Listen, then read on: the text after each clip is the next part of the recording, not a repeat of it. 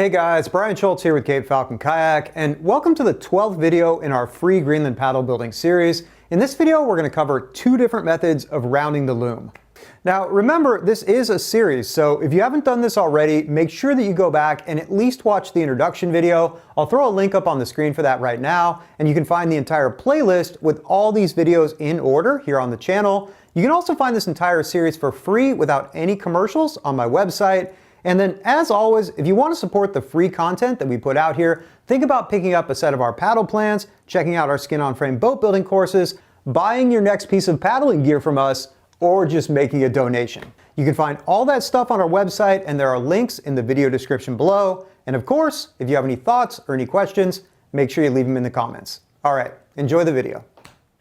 So for the next step, we're going to round over the loom for the hand grip. And you can do this with a block plane, a Japanese saw, and a chisel. Or if you have a router and you know how to use it safely, you can do this with a 1/2-inch round over bit. So I'm going to show you how to do this with hand tools first, and then I'll show you how to do it with a router.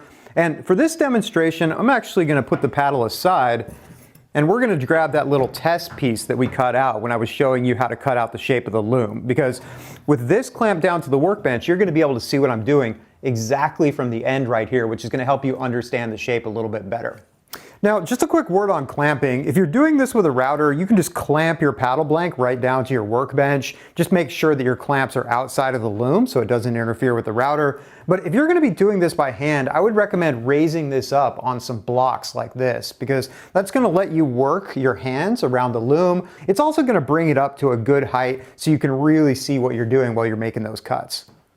So starting with the hand tool method, we are going to mark and plane this to an octagon shape, and then after that we're going to round it over by eye. So first thing I'm going to do is get my combination square, and I'm going to set this to exactly 1/4 inch. Next, you're either going to get a really sharp pencil or a fine point pen. You don't want to use a Sharpie for this particular mark. And then just like when we were marking out to cut out the loom, you're going to lay your combination square against the side of the loom, and the pen right at the edge of the combination square, and you're going to pull back, making a nice visible line exactly 1/4 inch from the edge. Do the same thing on the other side.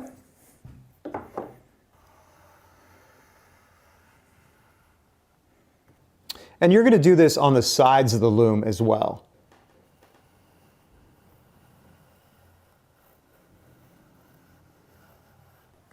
So looking at this in cross section, you can see that we've basically defined a little triangle of wood on either side that we're going to cut out with the block plane. And if you were doing the entire loom, obviously you would do this on the bottom as well. I'm just going to do this underside with the router later. Now, before you start planing, you want to come out here to the shoulder and very, very carefully connect these lines with the Japanese saw. All the same cautions about not nicking your loom apply at this stage as well. You want to go right down to the lines, but you don't want to cut into them.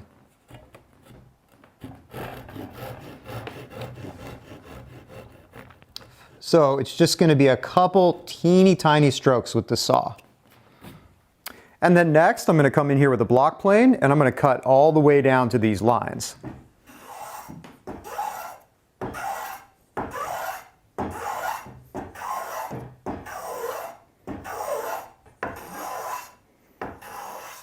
And you can see me putting my hand underneath here to stabilize it, and that's just because this is clamped down in a weird way because it's a demonstration.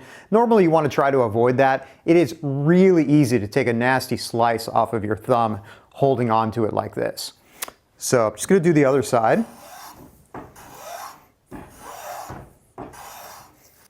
Now, when you get up to the shoulder, obviously you can't use the block plane anymore, because just like when we were planing off the inside of the loom, you can't get the block plane into this corner. So that's where the chisel comes in handy. We're going to use the exact same technique. You want to grab the loom like this, put your thumb on the side of the chisel like this, and then you can very controllably cut out this corner. Now, keep in mind while you're doing this, this is very much a precision cut. You want to cut all the way exactly to the edge of your line. So coming back to the cross-section view, you can see that I've planed all the way down to my black lines to create these two facets here. And then next thing we're going to do is use the block plane to break all of these sharp edges to turn this into what is ultimately going to be kind of a squarish oval shape. Now, before you start rounding, you want to grab a pencil, and we're going to make what's called witness marks, which is just a series of random lines all the way across right here. Don't make these very dark. These should be pretty light. And what these are for is it gives you a reference point. So when you start carving this down, you can actually see what you've done and what you haven't done on different parts of the loom. Because once you really start rounding this, it's actually surprisingly hard to see what you're doing, and it's really easy to go too far. Next, you're going to grab the block plane, and we're going to start breaking these ridges.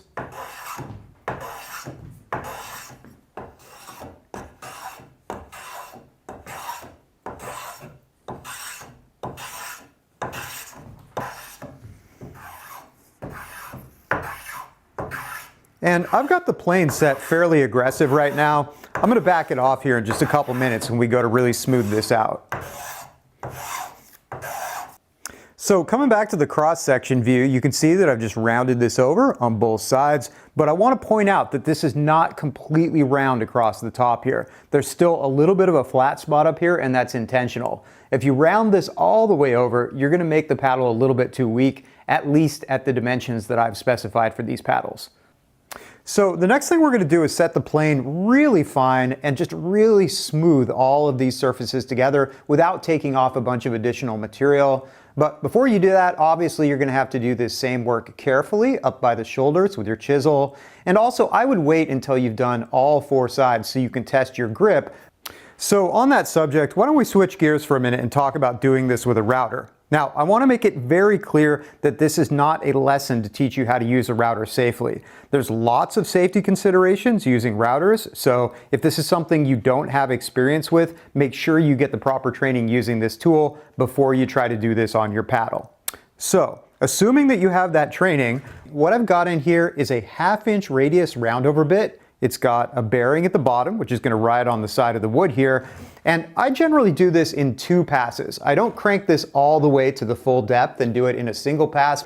I start it a little further back. I do 1 pass, and then I bring it down to its full depth, and then I do another pass. And when we're doing this, you're going to come down the loom, and you're actually going to come up onto the shoulder a little bit on both sides, and obviously both ends of the paddle.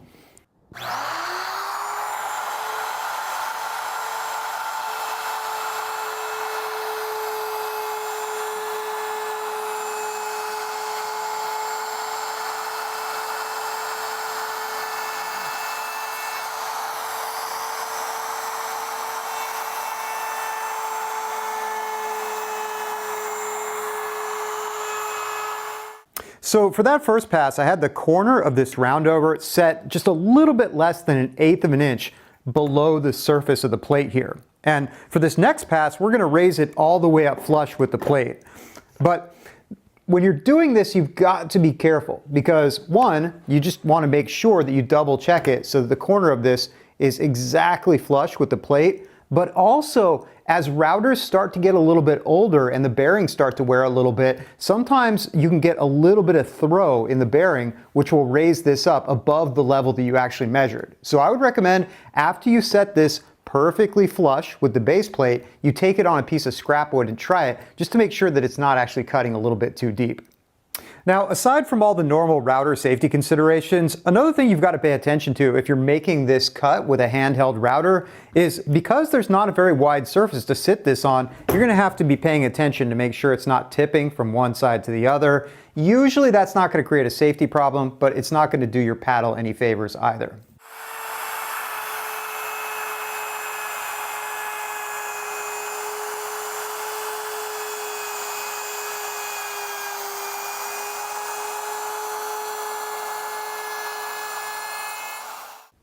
So now that we've rounded this over, I want to take a minute to talk about paddle grip and why I shape this loom the way that I do. So turning this how it would actually be if you were out paddling, if you take a look at your hand really quickly, notice that your natural grip is not oval shaped and it's not round. It's actually a little bit square shaped because of the straight spots on your finger and your thumb. And what that means is that when you pair that with a shaft that is correctly sized for your body and rounded over like this, you get really good contact all the way around right here without any individual spot pushing too much into your hand, and that's going to give you a comfortable grip that isn't going to create fatigue over time. Now, The other reason I like this shape is because having more contact all the way around helps to reduce blade flutter. Now, the other reason I like it is just because this leaves a little bit more wood on the shaft for the same dimension compared to an oval, which makes the paddle less likely to break. And then final reason I like this shape is, as we just saw, if you use a router, you can round over your paddle perfectly in just a couple minutes, and the results are going to be 100% even and 100% reproducible. Now, as far as the actual grip that we're looking for, when you wrap your hand around like this and you bring this finger down, this finger should be pressing into the pad of your thumb just a little bit right here. If this is barely touching your thumb or it's floating above your thumb, that's not going to be very comfortable and you're going to find yourself gripping the paddle really hard to maintain control. On the other hand, if this finger is pushing way down low and this shaft is loose in here, you're not going to have as good of control, but more likely you've undersized this paddle shaft, which is going to make it more likely to break. So finishing up the side of this that we did by hand, I'm going to set my block plane really fine so it's barely taking off a sliver. And then I'm just going to come in here, and just like we did when we were planing the blade, it's kind of hard to see what you're doing, so a better way to smooth this over is just to take a stroke and then come back and change your angle a couple degrees and take another stroke and take another stroke and just slowly work your way all the way around. We're not looking to reduce the dimension very much right now, we're just looking to smooth this all together.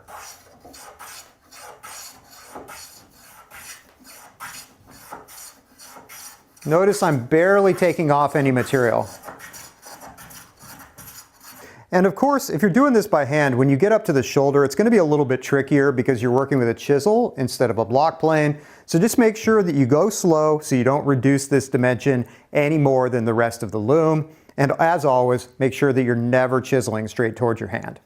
Now, before we move on, I took a moment to cut the end of this off with a chop saw so we can compare the side that we did by hand to the side that we did with a router. So this is the side that we did by hand, and I'm going to flip this over. This is the side we did with a router. So if I push these together, you can see that it's almost exactly the same shape. And that's why it's important that when you get in here with your block plane, you make these witness marks and you don't cut this down too far, because you can see that if you got aggressive with the block plane, you could really thin this out more than you intended to. Now, pausing to look at the actual paddle I'm working on for a minute, this is what this should look like when you're done with the router. Just a nice smooth round over from one surface to the other. If it looks a little bit more like this right here, that means that your router wasn't set deep enough. Also, I want you to notice that I actually carried the router a little bit onto the shoulder right here, but you definitely don't want to go any farther than this. And if you don't feel comfortable doing that, you can just stop right at the edge of the shoulder.